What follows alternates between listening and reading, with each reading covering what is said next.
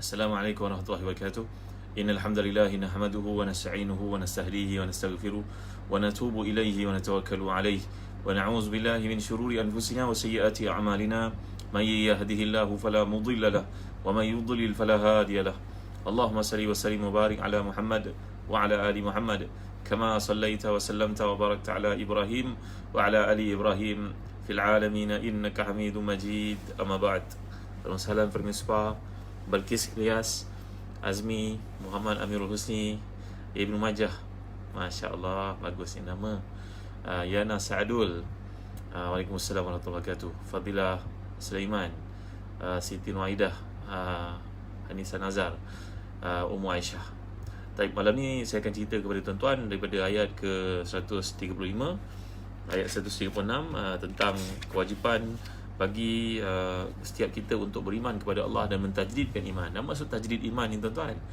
Saya pernah cerita pada tuan-tuan, kalau tuan-tuan masih ingat kisah tentang Harithah, iaitu seorang sahabat Nabi yang Nabi bertanya kepadanya, yang mana beliau dapat melihat arasy Allah SWT dan dapat melihat orang dalam syurga dan dapat melihat orang dalam neraka. Tuan-tuan ingat tak kisah ni tuan-tuan? Punya iman ni perlu ditarqiyahkan masa ke semasa, sebagaimana seseorang itu dah berada dalam level PhD sebagai contohnya kan. Kemudian dia akan mengikuti kursus-kursus untuk peningkatan lagi kedudukannya di sisi majikan, di sisi kerajaan contohnya, dalam skala-skala tertentu. Maka demikianlah juga dalam ayat 136 pada malam ni saya akan bawakan rasional mengapa Allah SWT menyuruh kita untuk menambah keimanan kepada Allah SWT dalam versi peringatan ini. Jadi bagi tuan yang memiliki tafsir Ibnu Katsir, jangan lupa buka jilid yang kedua. Kita berada pada muka surat 582. Bagi tuan-tuan yang terlibat dalam kempen Satu Rumah Satu Tafsir, tuan-tuan memiliki tafsir Ibnu Katsir, tuan-tuan takkan rugi, kerana kami akan hadiahkan tuan-tuan satu buku yang menarik, namanya Ensiklopedia Nama-Nama Anak ni. Buku ni yang telah pun dikarang, ditulis masa 5 tahun. Hargailah penulisnya kerana begitu banyak research yang telah dilakukan. Buku ni berdasarkan nama, membetulkan nama, malahan ada informasi, ada sejarahnya, ada gambar-gambarnya, tokoh-tokoh Islam satu dunia yang kita rare, kita jarang dapat jumpa. Dapatkan buku ni tuan-tuan dengan tuan-tuan membeli tafsir Ibnu Katsir daripada Telaga Biru, dan begitu juga tafsir Munir Jadi mari sama tuan-tuan kita baca ayat 136 pada malam Jumaat ini. Mudah-mudahan Allah memberkati kita, memberikan kepada hati kita cahayanya, memberi kepada hati kita iman, menyuburkannya. Ayat 136 surah An-Nisa. A'udzubillahi minasyaitonirrajim. Ya ayyuhalladzina aminu billahi wa rasulihi wal kitabil ladzi nazzala ala rasulihi wal kitabil ladzi nazzala ala rasulihi wal kitabil ladzi anzala min qabl wa man yakfur billahi wa malaikatihi wa kutubihi wa rusulihi wal yawmil akhir faqad dhalla dhalalan ba'ida. Sadaqallahul azim. Nusan, Puan Fatimah, Riza Hasan, Kak Pah, Bimat, semua yang hadir pada malam ni, Fatimah Wati. Jadi ayat ini maksudnya, wahai orang beriman, tetaplah beriman kepada Allah dan Rasulnya dan kepada kitab yang Allah turunkan kepada Rasulnya serta kitab yang Allah turunkan sebelumnya. Barang siapa yang kafir kepada Allah, malaikat-malaikatnya, kitab-kitabnya, Rasul-Rasulnya dan hari kemudian, maka sungguhnya orang itu telah sesat dengan sejauh-jauhnya. Baik muslim-muslimat rahmati dan dikasihi. Kalau kita lihat dalam kitab-kitab tafsir, contohnya tafsir Qurtubi, tafsir Baghawi, tafsir Imam At-Tabari, sebab turun ayat ini adalah kerana beberapa orang di kalangan pemuka-pemuka, pemimpin kaum Yahudi yang ada bersama dengan Nabi SAW di Madinah, mereka masuk Islam, tapi mereka meletakkan syarat-syarat tertentu kepada keislaman mereka. Iaitulah sebagai contohnya, ada di kalangan adik-beradik kepada Allah SAW.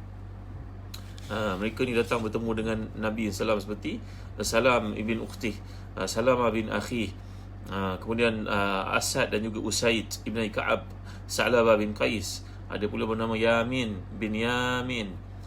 Ini nama seorang ulama Yahudi yang menemui Nabi SAW selepas Abdullah bin Salam membawa mereka, memberitahu mereka tentang kebenaran Islam. Mereka pun pasrah, mereka pun ikut cadangan, mereka ikut laluan yang telah dikemukakan oleh Allah SAW. Itu mereka masuk Islam, tapi mereka ni merupakan orang-orang bijak. Orang Yahudi sampai kali ini bijak tuan-tuan.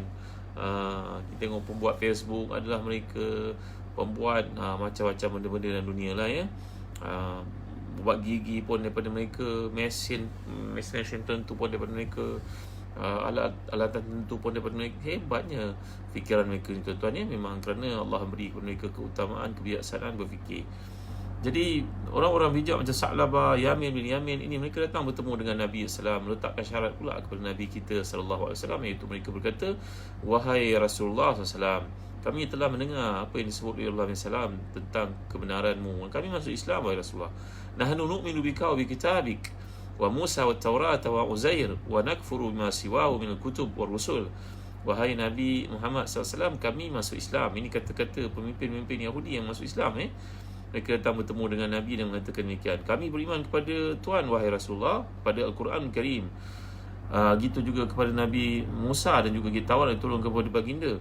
Dan kami beriman kepada Nabi Uzair. Uzair merupakan seorang Nabi Bani Israel. Tetapi selain daripada itu, kami kufur pada mereka, wahai Rasulullah, kerana tak ada solid ground, concrete reason kami kena beriman mereka. Tak ada bukti yang kukuh untuk kami beriman mereka. Dan macam tu pula kata-kata mereka, tuan-tuan yang mulia Allah sekalian. Maka Nabi kita SAW pun tiba pada waktu itu, datang perintah Allah Subhanahu Wa Taala, dan Nabi telah memerintahkan mereka, aminu billah wa rasulihi Muhammad wa kitabil Quran wa bi kulli kitabin kana qablahu. Maka Nabi SAW telah pun menyatakan kepada mereka, kamu kena beriman kepada aku, pada Al-Quran, kepada Nabi-Nabi selaku keseluruhannya, dan kitab-kitab diturunkan kepada mereka semua. Mereka berkata, la nafa'al, kami tak boleh nak buat begitulah wahai Rasulullah. Mereka menggunakan rasional akal mereka, iaitu ada bahan-bahan tertentu yang mereka rujuk, mendapati adanya penyelewengan tertentu, padahal ia dibuat dari nenek moyang mereka sendiri. Mereka tak mau beriman. Dan Allah Taala menurunkan ayat ini mengingatkan mereka, wa ma yakfuru billahi wa malaikatihi wa kutubihi wa rusulihi wal yawmil akhir faqad dhalla dhalalan ba'ida. Maka kalau kamu menolak beriman kepada kitab-kitab yang diturunkan kepada nabi-nabi sebelum Muhammad sallallahu alaihi wasallam, sebenarnya kamu telah menolak keimanan kepada baginda, juga menolak keimanan kepada Allah Taala. Kamu telah sesat dengan sejauh-jauhnya. Wal khitab wa nida yashmal aidan al munafiqin. Maka bila ayat ini turunkan, mereka pun menyedari kesilapan mereka. Mereka mengatakan, wahai Nabi Muhammad SAW, kami beriman dengan Tuhan, dengan Al-Quran, dengan semua Nabi yang diutuskan oleh Allah sebelum daripada Nabi Muhammad SAW. Barulah mereka dapat menerima. Ini menceritakan ada seseorang fikirannya sangat kreatif, tuan-tuan. Kita, kalau anak-anak kita bertanya isu-isu Islam ini, kita tak boleh jawab. Jangan kita kata tak ada jawapan. Sebenarnya Islam mempunyai koleksi jawapan selama 1400 tahun. Rujukan telah dibuat oleh para ulama. Beribu-ribu kitab, tuan-tuan, yang telah pun dihasilkan. Hingga para pengkaji mengatakan ketika Mongol yang merupakan bangsa yang kejam itu datang menjajah Baghdad, seperti disebut oleh Al-Imam Ad-Damiri dalam kitabnya, kitab Hayawan Al-Kubra, Hayatul Hayawan Al-Kubra, termasuk cerita raja-raja yang ada di situ, bagaimana ketika Mongol datang menyerang Baghdad, begitu banyak kitab-kitab yang telah dibuang dalam Sungai Furat, tuan-tuan, Sungai Dijlah, kerana mereka tidak menghargai ilmu, mereka tak tahu nilai ilmu. Pada masa itu ditulis oleh Abul Hasan Ali An-Nadwi bahawa orang-orang Eropah hidup dalam kegelapan lagi. Mereka pengotor, tuan-tuan yang mulia sekalian, sebelum datangnya Islam kepada masyarakat Arab. Mereka masuk Islam, kemudian Islam pun mengalahkan Empire Parsi dan juga Rom. Kemudian Islam pun dapat ditegakkan di Andalus. Maka daripada Andalus itu masuknya Islam ke dalam, masuknya kebenaran dan juga kebaikan, kajian-kajian dibuat oleh umat Islam, ulama-ulama Islam kepada mereka. Jadi balik kepada cerita ni tadi, jangan kita dipengaruhi oleh setengah pandangan yang mengatakan bahawa dalam Quran dan tak ada jawapannya. Apa sahaja anak kita tanya sebenarnya ada jawapan, tuan-tuan. Jangan kita mengatakan tak ada jawapan. Kalau kita tak tahu, kata tak tahu, nanti ayah tunjuk, nanti ayah cek, ayah tanya kepada orang alim, ayah tanya kepada mufti, ayah rujuk dalam internet, ayah tengok kepada orang-orang yang berilmu kat universiti, sebagai contohnya, tuan-tuan yang mulia Allah sekalian. Jadi saya pernah cerita kepada tuan-tuan ketika Nabi SAW melihat Sayyidina Umar Khattab radhiyallahu anhu memegang kitab Taurat di tangannya. Maka Nabi bertanya kepada Sayyidina Umar, apa di tanganmu itu wahai Umar? Nabi SAW merupakan seorang yang ummi, tak boleh membaca, tapi Nabi tahu ada satu yang dibaca oleh Sayyidina Umar itu berlainan daripada Al-Quran. Maka jawapan Umar, wahai Rasulullah, ini merupakan kitab Taurat.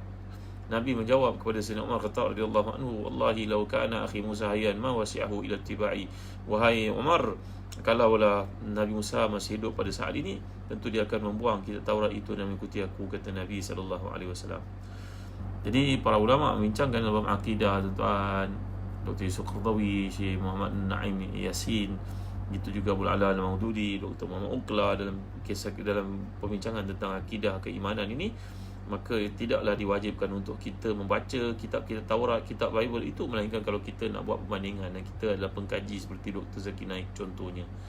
Tapi kalau kita baca hanya untuk baca, untuk mencari wisdom, bacalah apa yang terdapat dalam Quran lebih baik, tuan-tuan yang mulia Allah sekalian. Kita pada ini dapat je YouTube, dapat je apa-apa video pendek yang orang hantar kat WhatsApp, kita pun panjangkan, kita pun tak tahu entah siapa yang berkata-kata itu. Dia pakai serban macam orang Islam juga, punya dia Qadiani, dia Bahai, dia Hindu. Memanglah wisdom itu tak kisah daripada siapa pun, tapi takut kita ni terlalu takut kita ni terlalu terpengaruh, mudah terpengaruh di kalangan orang kita ni, bahawa ini kebenaran wisdom. Maka ikut padahal dalam Quran, dalam Islam telah banyak bicara seperti ini dibincangkan oleh para ulama dengan berbagai bentuk yang kreatif, tuan-tuan ni mulia sekalian. Saya pernah cerita pada tuan-tuan bagaimana Imam Al-Baqillani, seorang ulama besar yang telah berdebat dengan tokoh-tokoh Kristian, yang mana mereka sengaja membuat sebagai contohnya terowong untuk dia berjumpa dengan raja. Pada masa itu raja Kristian, padri besar ni, nak semua orang datang kepadanya dengan tunduk, tanda hormat. Maka mereka membuat satu macam terowong, seolah-olah nak membolehkan supaya dia masuk, nanti dia terpaksa menundukkan kepalanya seperti itu, macam kita masuk ke dalam piramid, tuan-tuan. Firaun nak kita menghormati dia hidup dan matinya. Tahu tuan? Ya, sebab lupa saya nak ajak tuan-tuan, kalau tuan-tuan ada peluang, boleh dapatkan kurma McJowl dari Zazan Travel. Kurma McJowl ni sangat enak, saiznya besar ni, tengok besar tuan ni. Allahu Akbar. Ni saya buka tuan-tuan, selera tuan-tuan. Tergoda tuan-tuan ni. Bagi tuan yang nak mengamalkan puasa pada bulan-bulan pilihan, tak lama lagi masuk Rajab, Syaban, sunnah Ramadan, dapatkanlah kurma McJowl keluaran Palestine yang kami pasarkan di Zazan Travel.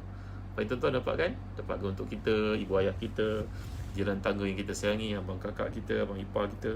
Kalau kita bagi orang RM100, mereka mungkin tak ada apa-apa, doktor itu. Tapi kalau kita belikan McJowl ni bagi mereka, senyum panjang mereka. Tuan dapatkan McJowl ni. Sekarang bekalan naikkan harga, tuan-tuan. Itu tuan-tuan dapat pada harga RM100 sekilo. Sekarang ada kenaikan sikit sebanyak RM110. Di tempat lain harganya sampai RM140, dapatkan di Zazan Travel, tuan-tuan. Itu juga bagi tuan-tuan yang minat untuk dapatkan kurma ajwa Rasulullah sallallahu alaihi wasallam. Ini kurma ajwa dari Madinah, cantik bekasnya, pak. Macam ni 500 gram. Tuan-tuan dapatkan sebanyak sekilo. Kami akan bagi hadiah buku-buku, sebagai contohnya buku makan yang ini, bukan yang itu, makanan-makanan Rasulullah SAW. Ada buku-buku menarik kita bagi, insyaAllah. Baik tuan, kita kembali kepada diskusi kita tadi tentang bagaimana yang dimaksudkan dengan kita ni kadang-kadang dipengaruhi sangat oleh bicara-bicara orang bukan Islam. Tak salah untuk kita ambil, tapi janganlah kita ni memandang seolah Islam ni kering, kontang, gersang daripada idea-idea penyelesaian kepada masalah-masalah umat. Tolong jangan fikir begitu, ya. Kalau kita tidak tahu, katakan tidak tahu. Kita ada peluang untuk membaca, mencari. Kerana dikatakan oleh para ulama, la adri thuluthul ilmi. Siapa yang mengatakan dia tidak tahu, itu adalah 1/3 daripada ilmu. Itu merupakan satu sikap orang tawaduk. Sampai Nabi Musa AS pun ditegur oleh Allah ketika menjawab, beritahu semua benda. Baik tuan-tuan, mari kita bincangkan lagi ayat seterusnya, iaitu dalam struktur ayat ni kita dapat lihat penggunaan yang Allah gunakan bila ayat ni kata Al-Imam Mutawalli Sya'rawi dalam tafsirnya, Ya ayyuhalladzina amanu aminu billahi wa rasulihi wal kitabi alladzi nazzala ala rasulihi wal kitabi alladzi anzala min qabl.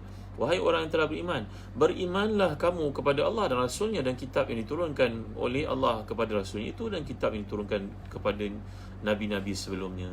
Ini adalah jawapan kepada permintaan golongan Yahudi yang kreatif itu, bahawa mereka tidak mahu beriman kepada Nabi-Nabi sebelum Nabi Muhammad SAW. Orang Yahudi sebagai contohnya, mereka tidak menganggap Nabi Sulaiman itu sebagai Nabi. Mereka mengatakan dia seorang King Solomon. Dia bukan Nabi, kata orang Yahudi contohnya. Walaupun dia mengagungkan King Solomon itu Nabi Sulaiman, tapi dia tidak menganggap sebagai seorang Nabi. Sedangkan kita orang Islam diajar oleh Allah SWT, itu merupakan seorang Nabi Allah SWT. Fahamnaha Sulaiman wa kullan atayna hukma wa ilma wa sakharna ma Dawud al-jibala yusabbihna wa at-tayra kunna fa'ilin. Nabi Daud merupakan seorang Nabi, anaknya Nabi Sulaiman adalah seorang Nabi. Orang Yahudi mengatakan Daud itu bukan Nabi. Itu mengatakan King David. Nabi Sulaiman mereka menerima, tapi Nabi Daud mereka tidak terima, tuan-tuan ni. Jadi turun ayat ini untuk membetulkan silap faham itu, bagi menjelaskan keimanan kita kepada Nabi-Nabi sebelum yang telah pun dibatalkan syariat mereka dengan datangnya Nabi kita Muhammad sallallahu alaihi wasallam.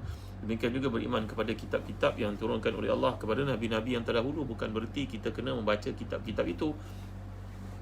Kita kena beriman secara umum, beriman secara ijmal bahawa kitab-kitab itu memang diturunkan oleh Allah kepada nabi-nabi sebelum Nabi kita Muhammad SAW. Cuma tidak perlulah kita membaca untuk tujuan ta'abudi. Ta'abudi ni maksudnya membaca untuk dapat pahala. Tidak ada pahala pada membacanya, kecuali bagi orang yang nak mengkaji, menjadi orang alim dalam perdebatan, dalam kajian, pembetulan kepada fakta-fakta yang disalah faham oleh orang Islam dalam bab comparative studies, maka itu adalah digalakkan, dituntut, ia satu ibadah. Tapi bagi orang awam, mereka baca Al-Quran lebih dituntut, sehingga Nabi SAW menegur Sayyidina Umar Khattab radhiyallahu anhu supaya melebihkan kajian, membaca, tadabbur kepada Al-Quran Karim itu sendiri. Baik. Jadi dalam ayat ini, setengah daripada para orientalis, kata Syekh Mutawalli Sya'rawi, telah menjadikan ini hujah untuk mengatakan, tengok dalam Quran yang ada tadarub. Tadarub ni maknanya pertindanan. Kenapa pula dah beriman disuruh beriman lagi? Kan ni salah dari struktur larasnya, kata Mutawalli Sya'rawi, Imam Mutawalli Sya'rawi.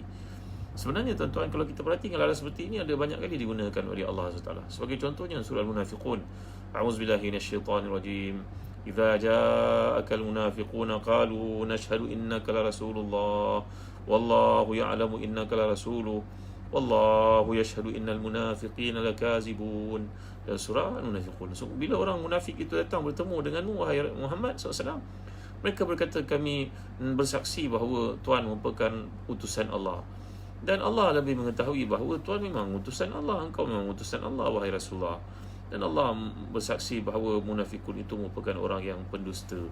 Jadi dalam konteks ayat ini ada beberapa jawapan yang diberikan oleh para ulama Islam. Yang pertama, iman ini sifatnya adalah sentiasa ditajdidkan, tuan-tuan. Tajdid ini berarti diperbaharui.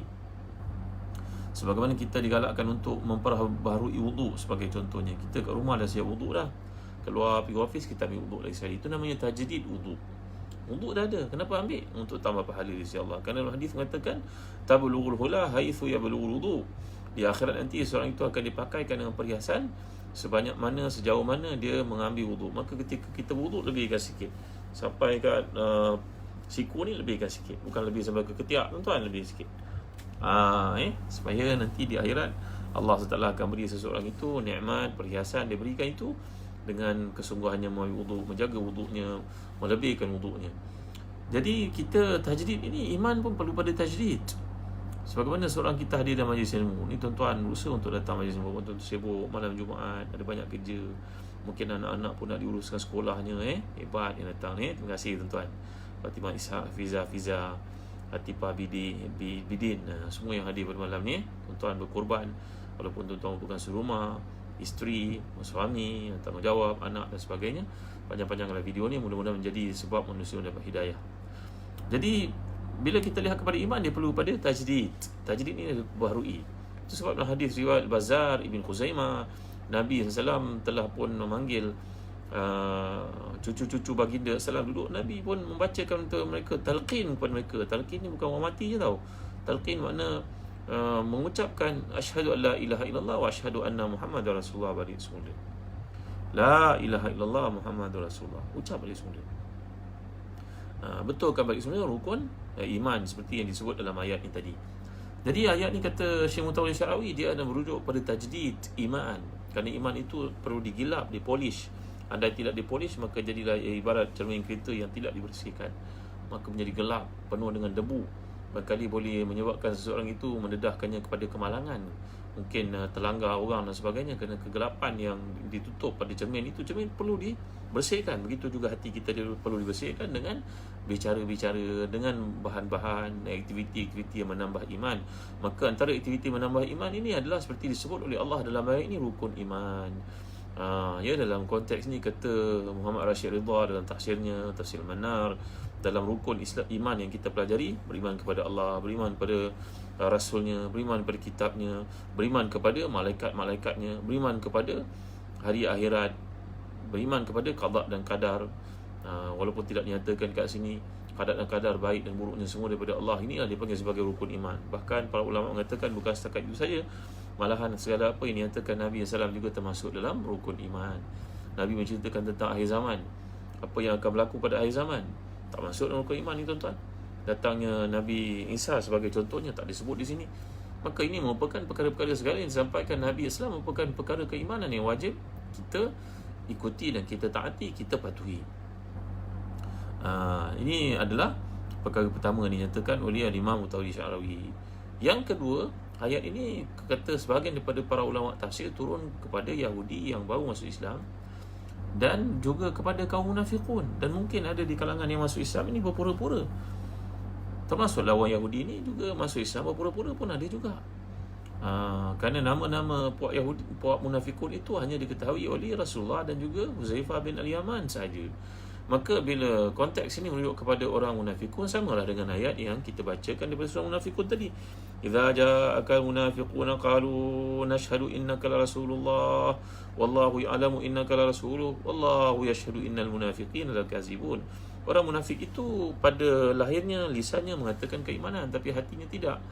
Maka ayat ini turun untuk orang munafikun yang berkata keimanan itu dengan bahasa-bahasa indah itu tapi hatinya gelap dan juga penuh dengan kebencian terhadap Islam. Maka ini ayat turun untuk mereka. Bismillah.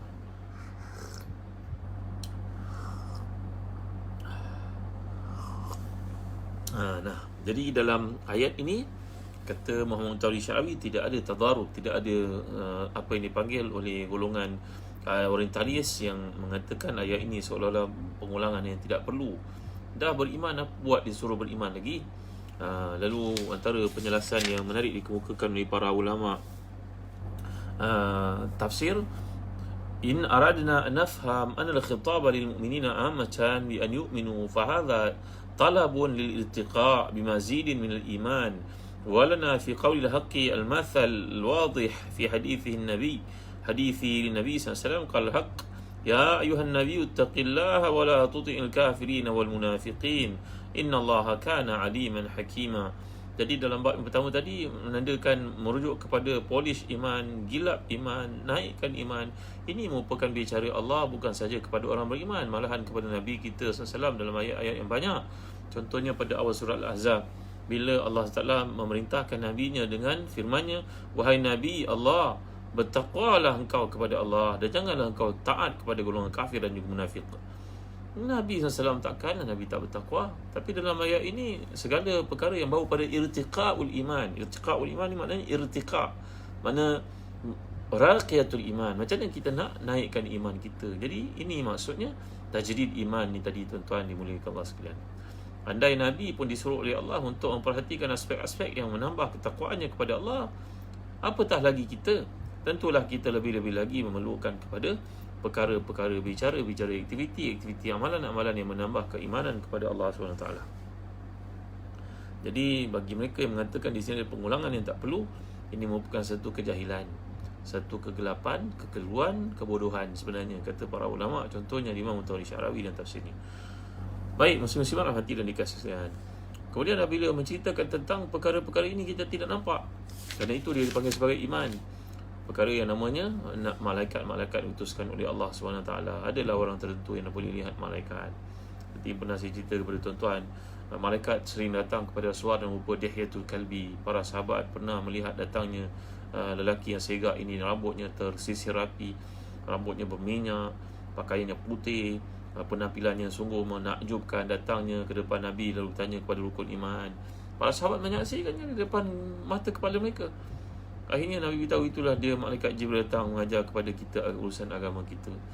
Jadi ada kalanya dapat melihat malaikat, tapi rupa malaikat yang sebenarnya kita tidak dapat lihat, dia perkara gaib. Jadi dalam Islam ni tuan-tuan yang mulia sekalian, bila kita melihat tak semua benda yang kita tak nampak itu tiada. Contohnya zaman moden pada hari ini semua cerita tentang coronavirus. Apa makna virus tuan? Virus is satu benda yang halus yang boleh melakukan mutasi masuk ke dalam badan, boleh berkembang, na'udzubillah tuan. Itu sebab saya pernah ajar tuan-tuan, andai kita ni terpaksa makan, terpaksa keluar, terpaksa pergi beli barang, kita kena baca bismillahi siqatan billahi wa tawakkulan alaihi, kan? Ingat kita doa ni? Kita tak ingat dah? Sijah. Ingat tak doa ni kita belajar dulu? Andai kita terpaksa keluar, hantar anak kita pergi ke sekolah, anak kita pun terpaksa balik asrama, nak ambil SPM, tak selesai lagi tahun lepas Allah, hebat anak-anak kita. Mudah-mudahan Allah beri perlindungan kepada mereka, keselamatan Maka amalkan doa Bismillahi siqatan billahi wa tawakkulan alaihi. Bismillahi siqatan billahi wa tawakkulan alaihi. Maksudnya apa? Ya Allah, aku melakukan perkara ini dengan penuh keyakinan bahawa Engkau lah yang memberi manfaat dan Engkau lah yang menyelamatkan aku dari mudarat. Dan aku bertawakal kepadamu. Aku terpaksa keluar rumah ni untuk beli barang, wahai Tuhan. Aku kena keluar untuk bekerja, wahai Tuhan. Nak bawa pendapatan yang halal kepada isteri anak-anak aku. Maka kena berdoa dengan doa ni bila keluar rumah. Di samping doa A'udzubillahi an adilla au udal au azilla au uzal au azlima au uzlam au ajhal au yujhal alayya, kan?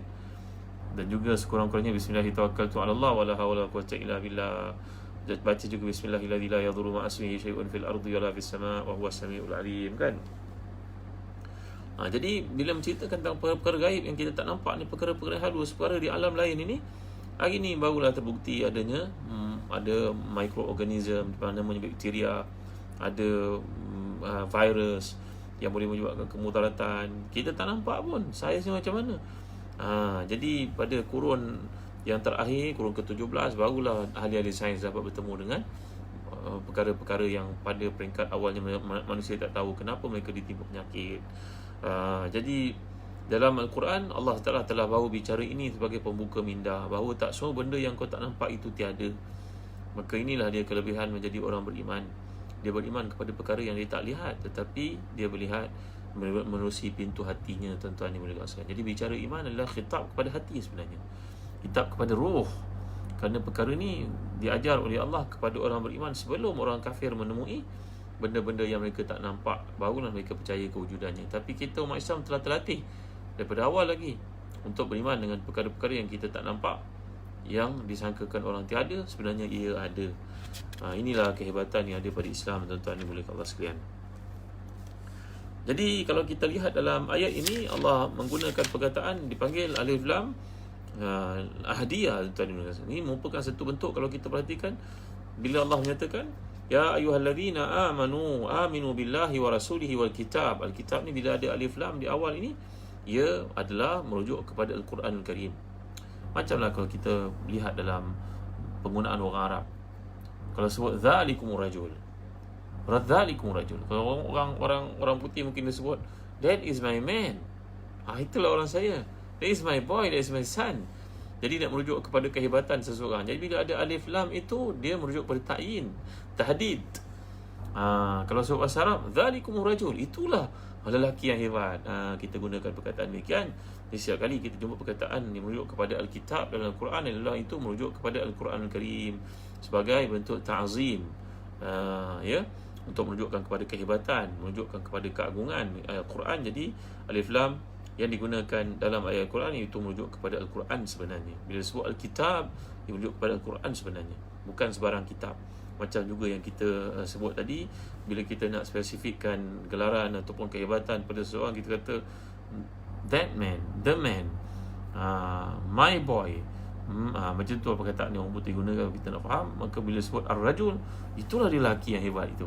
Maka demikian juga Al-Quran Karim bila digunakan demikian, tuan-tuan, ia merujuk kepada Al-Quran sebenarnya. Sebab Al-Kitab, tak ada kitab lain melainkan Al-Quran Karim. Baik. Jadi seterusnya bila Allah turunkan ayat ini, ia adalah satu pemberitahuan yang pertama tadi kepada Yahudi yang enggan beriman kepada kitab dan juga Nabi-Nabi selain daripada Nabi yang dinyatakan tadi. Yang kedua, ia juga turun kepada puak-puak yang merasakan mereka beriman tapi hatinya belum ada suluhan keyakinan, seperti golongan munafikun sebenarnya. Jadi datang ayat ini kepada orang yang beriman untuk tajdid iman, untuk irtiqaq yang telah kita nyatakan tadi. Ya, seorang itu memang berada di dalam kumpulan PTD dah. Dia panggil PTD. Ni anak emas kerajaan lah, pegawai tadbir diplomatik pangkatnya tinggi lah. Tapi kenapa dia kena ambil peperiksaan lagi untuk naik, untuk pastikan dia layak, dia qualified untuk jawatan-jawatan tertentu. Mungkin jawatan itu memerlukan dia untuk pergi ke luar negara sebagai contohnya. Pilot itu, kita ingat pilot hebat dah, tapi tiap-tiap bulan punya pilot ni kena masuk simulasi untuk pastikan jangan dia bawa kau terbang, nanti kau terbang enjinnya satu, ada failure, macam mana dia nak kendalikan dengan sebuah enjin saja contohnya. Maka ujian dalam hidup ini kepada orang bernama pilot itu, ujian untuk menaik tarafkan dia ke pangkat lebih tinggi. Jadi demikian juga doktor, demikian juga lazimnya semua orang yang telah bergelar satu nama ataupun brand yang tertentu dalam satu jawatan, dia telah dapat pangkat tersebut tapi tetap diuji, diberi latihan, diberi ujian untuk dia naik ke tahap lebih tinggi. Demikian juga orang beriman. Jadi iman itu hum darajatun indallah, mereka punya darjat di sisi Allah. Ya. Jadi antara perkara yang dinyatakan oleh Allah ini adalah perkara yang menyuburkan iman, meninggikan iman, menguatkannya balik semula. Jadi balik kita kepada ayat ni, bila Allah Taala menyatakan wa may yakfur billahi wa malaikatihi wa kutubihi wa rusulihi wal yawmil akhir faqad dhalla dhalalan ba'ida. Sesiapa yang meninggalkan keimanan kepada Allah, para malaikatnya, kitab-kitabnya, rasul-rasulnya. Kenapa di awal ni tadi kita lihat laras ayat bahasa Arab bila Allah gunakan ya ayyuhalladzina amanu aminu billahi wa rasulihi wal kitabil ladzi nazzala ala rasulihi wal kitabil ladzi anzala min qabl. Permulaan disebut dengan lafaz mufrad. Berimanlah kamu kepada Allah, rasulnya, kitab yang diturunkan bersama-sama dengannya, dan kitab yang diturunkan kepada nabi-nabi yang diutuskan sebelumnya. Kemudian di akhir pula, daripada kitab jadi kutub, daripada rasul jadi rusul. Inilah dia namanya keselarasan dalam Quran, kata Syekh Muhammad Rashid Ridha dan Tafsir Al-Manar.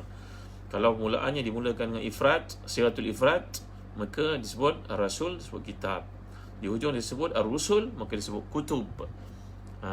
Merujuk kepada lafu wa nashr, yang merujuk kepada perkara yang diutuskan oleh Allah Ta'ala, nabi-nabi itu. Jadi sesuai dengan kenabian nabi-nabi yang diutuskan, maka bersama mereka ada kitab-kitab. Baik muslim-muslimat rahmati dan dikasihi sekalian, Allah mengingatkan di hujung ini, wadhullal muttahiduna fi nuqtatil bidayah lakinnahum fariqani yakhtalifan fa ahaduhuma yasiru fi tariqil iman wa huwa muntabihun daiman ila ghayatihi wa huwa ridallah bi tatbiq matlubatihi wa yahdharu an yukhalif an amrihi wal akhar in harafa min al bidayah fa wasala ila matahadil kufri. Ayat ini menggambarkan kepada kita manusia permulaannya berada di tempat yang sama, fitrahnya sama, kelahirannya sebagai seorang muslim, tapi dalam hidupnya dicorakkan oleh bapanya, dicorakkan oleh persekitarannya, dicorakkan oleh keadaan-keadaan hidupnya, maka boleh menyebabkan dia menjauhi kebenaran landasan itu, lalu dia pun tersesat dalam hidupnya. Maka itu sebab ketika kita bincangkan ayat yang sebelum ini, Nabi SAW telah menggariskan satu garisan di muka bumi, wa anna hadza sirati mustaqiman fattabi'u wa la tattabi'u subul fatafarraqa bikum an sabilih. Nabi menggariskan satu garisan lurus di muka bumi, di atas tanah. Nabi tunjukkan kiri kanannya ada garisan-garisan lain. Maka demikianlah orang yang tidak mematuhi perintah Allah ni, dia berpotensi untuk sesat, dan kesesatan itu tidak akan menghimpunkannya dengan kebaikan dan hidayah Allah semula, kerana satu degree yang dia asingkan daripada siratal mustaqim tadi akan bawa dia kepada kesesatan yang jauh daripada GPS hidayah Allah akhirat dan kematian dalam kebaikan itu. Jadi tuan-tuan, setakat ini saya untuk renungan pada malam ni. Alhamdulillah, syukur kepada Allah. Walaupun satu ayat saja kita bincang kepada malam ni, insya-Allah mudah-mudahan bicara ini menambah iman kepadanya, menambah iman kepada Allah Taala. Jadi setakat itu saja dulu untuk kuliah kita pada malam ni. Mungkin malam esok saya tak sempat bagi kuliah tuan-tuan, hari Jumaat satu, kerana saya ada satu online khusus untuk alumni Kuliah Islam. Saya tak pasti bukan mereka membuka talian untuk umum ataupun tidak, tapi malam esok saya ada program dengan alumni Kuliah Islam di Bawah Badar. Jadi malam esok saya akan maklumkan perkembangan apa yang berkaitan. Baik tuan, jangan lupa dapatkan kurma mekjol dan habis saya makan ni tuan. Enak sekali, anak makan, alhamdulillah, syukur. Perempuan pun yang mengandung, yang melahirkan anak, yang menyusukan baby, makanlah kurma mekjol. Kerana bila Allah menyatakan kepada Maryam supaya makan kurma ini, kerana kurma ni yang tumbuh di Palestin. Aghlabuzan, kata para ulama tafsir, itu kurma mekjol sebenarnya, kerana hanya kurma mekjol saja yang hidup di Palestin. Wahuzi ilaiki bijiz'in nakhlati tusaqit alaiki rutaban janiyya. Wahai Maryam, gegarkan pokok kurma, nanti jatuh buah kurma itu untuk kau nikmati, menghilangkan keresahan, kesakitan, kelelahanmu kerana melahirkan anakmu Isa itu. Ini pula kurma ajwa yang disebut dalam hadis Nabi SAW, nikmatinya 7 biji seharian pagi akan menyelamatkan kita beracun dan juga sihir. Dapatkan tuan ni kurma ajwa dari Zazan Travel, kurma mekjol daripada Zazan Travel. Dan jangan lupa bagi tuan-tuan yang nak buat akikah, kami di Zazan Travel sedia untuk membantu Kami akan buat di Syria, di mana? Di Mekah, di Sudan, di Yaman negara perangan tuan bersama dengan guru saya Syekh Haidar, yang mengharapkan tuan-tuan dapat melakukan ibadah akikah anak-anak tuan-tuan di Yaman. Nanti kita akan buat untuk korban bila tiba waktunya. Di sekarang kita dah boleh buka tuan-tuan Dan yang terakhir sekali adalah tuan-tuan dengan anak-anak di rumah pada waktu sekarang cuti berpanjangan, mungkin ada kelas online, nak buat latihan, dapatkan buku-buku latihan topikal, soalan-soalan peperiksaan, soalan terpilih, buku rujukan daripada www.telagabiru.com.my. Ada berbagai-bagai buku yang kami terbitkan. Tuan-tuan serve Telaga Biru saja, tuan-tuan akan jumpa main page-nya, tuan-tuan boleh order online www.telagabiru.com.my. Baik, setakat itu saja dulu tuan-tuan untuk renungan kita pada malam ni. Sekali baik semuanya dari Allah, kelemahan manusia. Wallahu a'lam, sallallahu ala sayyidina Muhammad wa ala alihi wa sahbihi wa sallam. Alhamdulillahirabbil alamin. Barakallahu fikum. Wassalamualaikum warahmatullahi wabarakatuh. Alhamdulillahirabbil alamin, wassalatu wassalamu ala asyrafil anbiya'i wal mursalin sayyidina Muhammadin wa ala alihi wa sahbihi ajma'in. Allahumma ighfir lana dhunubana wa israfana fi amrina wa sabbit qadamana wa ansurna 'alal qawmil kafirin. Allahumma ahsina aqibatana fil umuri kulliha wa ajirna min khizyi dunya wa 'adzabil akhirah. ربنا لا تزغ قلوبنا بعد إذ هديتنا وهب لنا من لدنك رحمة إنك أنت الوهاب ربنا آتنا في الدنيا حسنة وفي الآخرة حسنة وقنا عذاب النار اللهم اكفنا بحلالك عن حرامك وأغننا بفضلك عمن سواك اللهم أحسن عاقبتنا في الأمور كلها وأجرنا من خزي الدنيا وعذاب الآخرة ربنا آتنا في الدنيا حسنة وفي الآخرة حسنة وقنا عذاب النار وصلى الله على سيدنا محمد وعلى آله وصحبه وسلم الحمد لله رب العالمين بسم الله الرحمن الرحيم والعصر إن الإنسان لفي خسر إلا الذين آمنوا وعملوا الصالحات وتواصوا بالحق وتواصوا بالصبر سبحانك اللهم وبحمدك أشهد أن لا إله إلا أنت أستغفرك وأتوب إليك. Terima kasih tuan, setakat ini saja dulu. Saya tinggalkan tuan-tuan bahawa penjagaan, kasih sayang dan naungan Allah SWT. Atrukukum tahta riayatillah wa hifzihi. Assalamualaikum warahmatullahi wabarakatuh.